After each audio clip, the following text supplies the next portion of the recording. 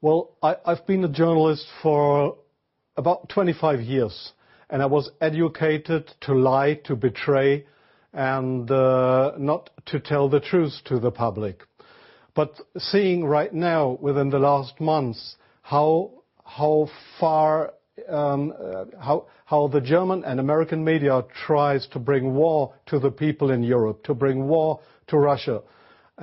This is a point of no return, and I'm going to stand up and say it is not right what I have done in the past, to manipulate people, to make propaganda against Russia, and it is not right what my colleagues do and have done in the past, because they are bribed to betray the people, not only in Germany, all over Europe. The reason writing this book was that I am very fearful of a new war in Europe, and I don't like to have this situation again, because war is never coming from itself. There is always people behind it to push for war.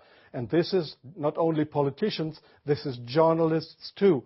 And I just have written in the book how we have betrayed in the past our readers just to push for war, and because I don't want this anymore. I'm fed up with this propaganda. We live in a banana republic and not in a democratic country where we have press freedom, where we have human rights. If you see the German media, especially my colleagues who day by day write against the Russians, who are in transatlantic organizations and who are supported by the United States to do so, well, people like me, I became an honorary citizen of the state of Oklahoma in the United States. Just why? Just because I write pro-American. I wrote pro-American. I was supported by the Central Intelligence Agency, by the CIA. Why? Because I should be pro-American. I'm fed up with it. I don't want to do it anymore. And so I've just written a book not to earn money. No, it will cause a lot of trouble for me, just to give the people in this country, in Germany, in Europe, and all over the world, just to give them a glimpse of a view what goes up behind the closed doors. Yes, there is many examples for that. If we go just back to history, if you go into the year 1988, if you go to your archives, you will find in March 1988 that there was in Iraq, the Kurdish people have been gassed with poisoned gas. That is known all over the world. But in July 1988, they sent me to a town called Zubaydat, that is on the Iraqi-Iranian border. There was war. It was war between the Iranians and the Iraqis, and I was sent there to photograph how the Iranians have been gassed with poisoned gas, with German poisoned gas.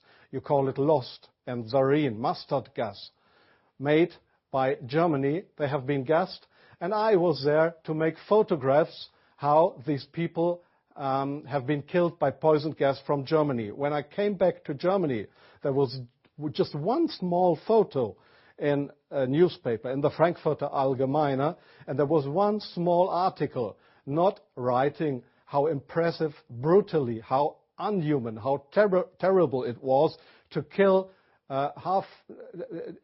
decades after the end of the Second World War, people with German poisoned gas. So this was a situation I feel misused for having been there and just to give a documentary what has been done, but not being allowed to cry out to the world what we have done behind closed doors. Up to today, it's not well known in the public that with German public gas, there have been hundreds or thousands of people gassed in this city of Zubaydat. Now, you ask, what have I done for intelligence agencies? So, please see, most of the journalists you see in foreign countries, they claim to be journalists, and they might be journalists, European or American journalists, but many of them, like me in the past, are so-called non-official cover. That's what the Americans call that. I have been a non-official cover. Non-official cover means what? It means you too work for an intelligence agency. You help them if they want you to help them, but they will never, when you are locked, or when they find out that you are not only a journalist but a spy too, they will never say, "Oh, this was one of our guys." They will not know you. That means non-official cover. So I have helped them in several situations, and I feel ashamed for that too now. Like I feel ashamed that I have worked for a very recommended newspaper like the Frankfurter Allgemeine, because I was bribed by billionaires. I was bribed by the Americans not to report exactly the truth, but I just imagined in my car while I was driving to this interview. I just tried to work out in my brain what would have happened if I would have written a pro-Russian article in the Frankfurter Allgemeine. Well, I don't know what would have happened, but we were all educated to write pro-European, pro-American, but please, not pro-Russian. So I'm very sorry for that, but this is not what I understand for democracy and for press freedom. I'm very sorry for that. Well, yes, I understand your question very well. Germany is still a kind of a colony of the United States. You see that in many points, like the majority of the Germans don't want to have nukes in our country, but we still have American nukes. So we are still a kind of a colony of the Americans. And being a colony, it is very easy to approach young journalists through what is very important here is transatlantic organizations. All journalists from really respected and recommended big German newspapers, magazines, radio stations, TV stations, they are all members or guests of those big transatlantic organizations. And there, in these transatlantic organizations, you are approached to be pro-American, and there is nobody coming to you and saying, "Well, we are the Central Intelligence Agency. Would you like to work for us?" No, this is not the case how it happens. What they do, these transatlantic organizations, is they invite you for seeing the United States. They pay for that. They pay all your expenses and everything. So you are bribed. You get more and more corrupt because they make you good contacts. You won't know that those good contacts are, let's say, non-official covers, or officially people working for Central Intelligence Agency or other American agencies. So you make friends. You think they are friends, and you cooperate with them. They ask you, "Well, could you do me this favor? Could you do me that favor?"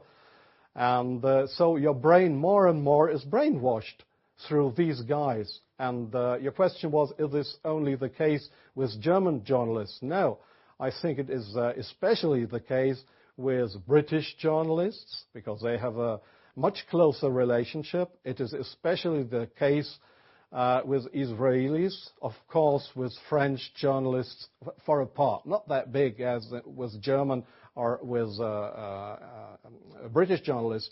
It is the case for Australian journalists, for journalists from New Zealand, from Taiwan, there is many countries in the Arab world, like Jordan, for example, like Oman, the Sultanate of Oman.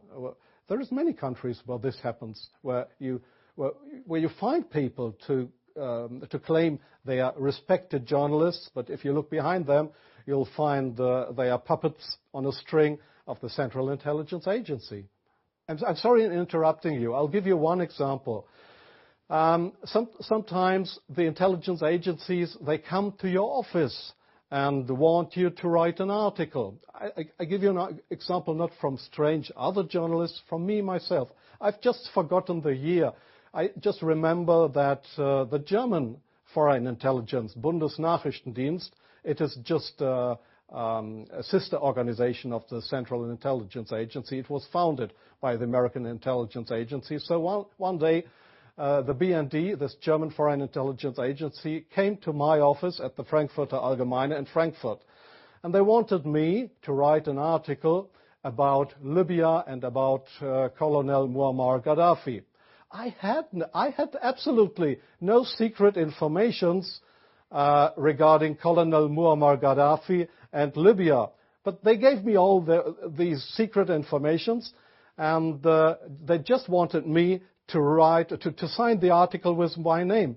I did that, but it was an article that was published in the Frankfurter Allgemeine that originally came from the Bundesnachrichtendienst, from the German Foreign Intelligence Agency. So do you really think that this is journalism, intelligence agencies writing articles? Oh yes, that article, I have reprinted it partly in my book. That article was how Libya and Colonel Muammar Gaddafi, how he secretly tried to build a poison gas factory, I think in Rabta was the name, yeah. And I got all those information. It was a story that was printed worldwide 2 days later. But I had no information on that. It was the intelligence agency that wanted me to write this article. So, but this is not the way journalism should work, that intelligence agencies, that they decide what is printed and what not. If I say no, I give you an example from a very good example if you say no. Well, we have a rescue unit in Germany with helicopters for traffic accidents. It's called, they call themselves the Yellow Angels. There was one guy who didn't want to cooperate. He was a pilot of the helicopter service of the Yellow Angels in Germany. This guy said no to the Foreign Intelligence Service, Bundesnachrichtendienst, when they approached him and wanted him as a non-official cover to work for the German Foreign Intelligence Agency, just to pretend to be somebody from the Yellow Angels. So what happened was that he lost his job. And the court in Germany, the judge decided that they were right, because such a guy could not be trusted. He was kicked off his job because he didn't cooperate with the Foreign Intelligence Service. So I knew what would happen if I would not cooperate with intelligence services. Well, I have had, let me say, 6 times my house was house searched because I was accused by the public prosecutor, the German public prosecutor. I was accused of leaking secrets of states. 6 times house searched. Well, they hoped that I wouldn't do that ever again. But I think it's worse that the truth will come out one day. The truth won't die. And I don't mind what will happen. I've had 3 heart attacks.